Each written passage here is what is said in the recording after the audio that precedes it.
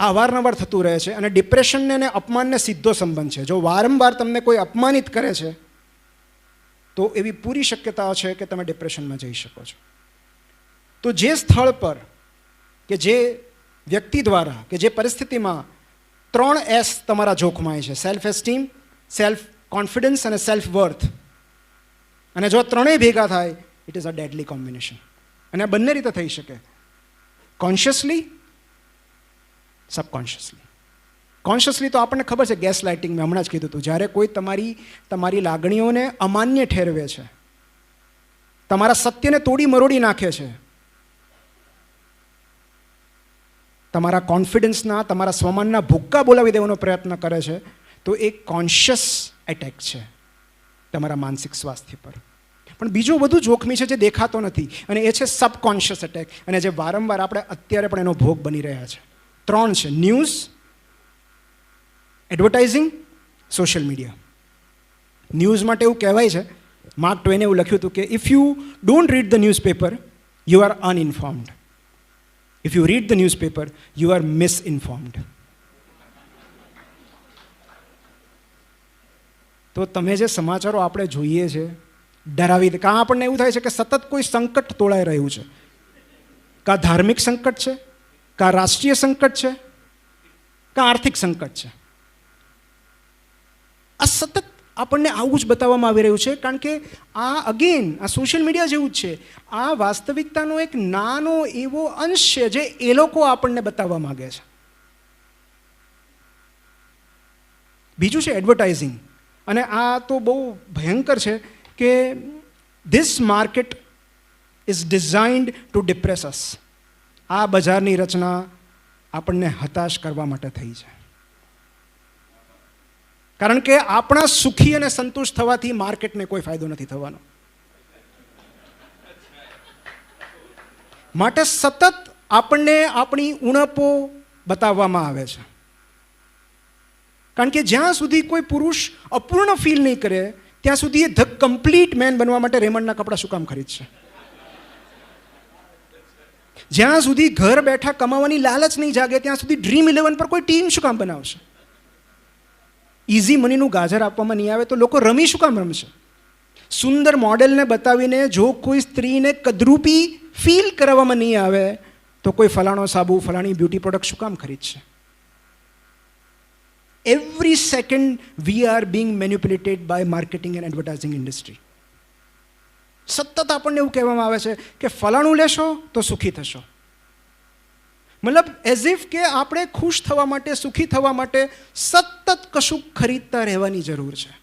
અને એક વસ્તુ મને આજ સુધી નથી સમજાણી કે આટલા ટકા બચત ને આટલા ટકા પૈસા બચાવો. પૈસા ખરીદીને કોઈ પૈસા કઈ રીતે બચાવી શકે?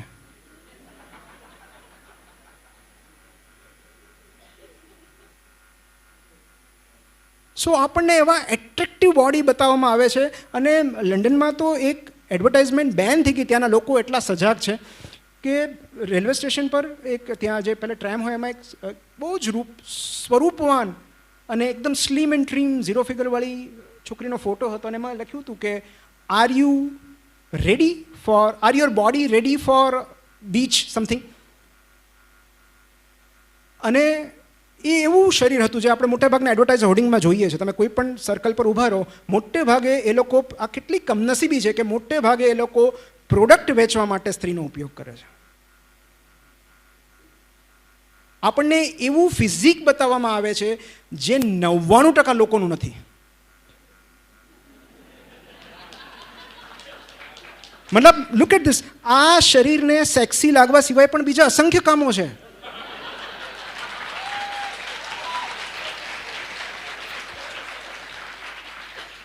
મતલબ મારું હૃદય દરેક ક્ષણે આટલું બ્લડ પંપ કરે છે એ નથી જોતા. 6 પેક્સ નથી દેખાય છે. સો બિકોઝ આપણને સતત આપણી અપૂર્ણતાઓ બતાવવામાં આવે છે કે જો આની પાસે આ છે તમારી પાસે નથી. હોર્ડિંગ્સ જોવાનું આઈ થિંક આપણે બંધ કરી દેવું જોઈએ. અને દરેક એડવર્ટાઇઝમેન્ટ આપણામાં એક ખાલીપો છોડીને જાય છે કે આપણી પાસે આ નથી. કારણ કે એ પ્રોડક્ટ સાથે જેને પૈસા આપવામાં આવ્યા હોય છે એ એટલું બધું કૃત્રિમ સ્માઇલ ને હાસ્ય લઈને આવે છે કે આપણને એમ થાય કે આ સાબુલિયો ખરેખર ખુશ છે. આપણે ઘરે લાવીએ ત્યારે ખબર પડે કે આમાં તો કશું જ નથી. અને એકચ્યુઅલી આ વાત તો આપણે તો બહુ દૂર છે. યુએસમાં એ લોકોએ આ હટાવવું પડ્યું હતું, કારણ કે લોકોએ વિરોધ કર્યો કે આ બોડી શેમિંગ છે, તમે આ રીતે લોકોને બોડી શેમિંગ ન કરી શકો. અમારું આવું ફિગર શું થયું, અમે ટાયર અરે ખુશ છીએ.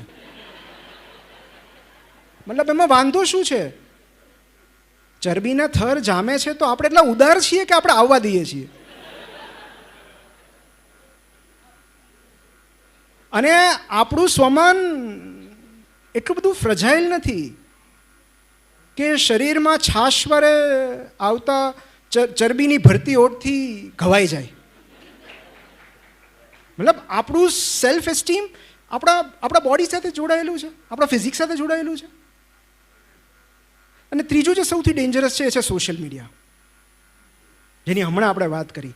અને all kind of psychiatric illnesses, believe me, social મીડિયાથી વધે છે. એક કે એવું નથી જે ઘટે છે. તમે ડિપ્રેશન લો, તમે 20 થી 25 મિનિટ કોઈ પણ સોશિયલ મીડિયા યુઝ કરશો, તમને ઓટોમેટિક ડિપ્રેશન લાગવાનું શરૂ થઈ જશે. તમને અનુભવ છે એટલે જ તમે હા પાડો છો.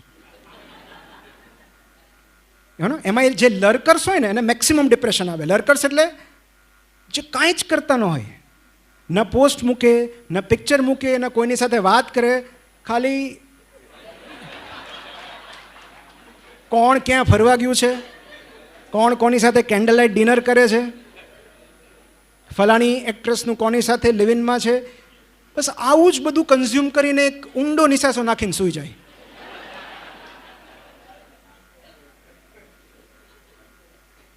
અને 90% સોશિયલ મીડિયા યુઝર્સ લર્કર્સ છે.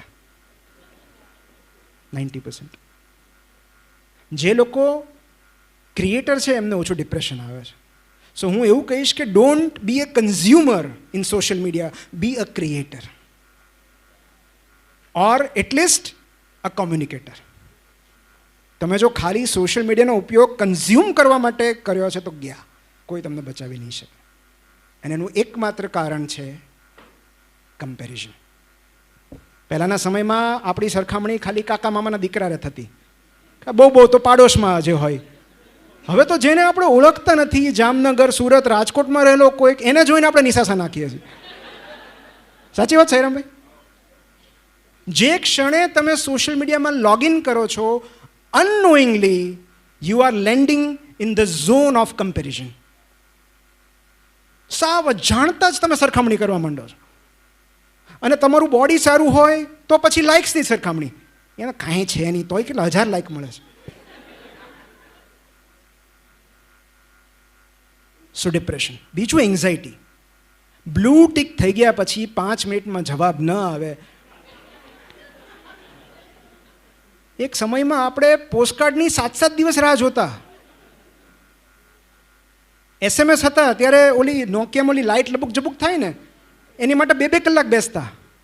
અને હવે બ્લુ ટિક થઈ ગઈને જવાબ નથી આવવામાં કેટલાક લોકો દિલ તોડીને બેસી જાય છે. એન્ઝાઇટી કે તરત રિસ્પોન્સ કેમ ના આવ્યો. એડિક્શન, સતત ઓલા ડાયપરની જેમ સતત ચેક કરતા રહેવું પડે, કાંઈ છે નહીં ને.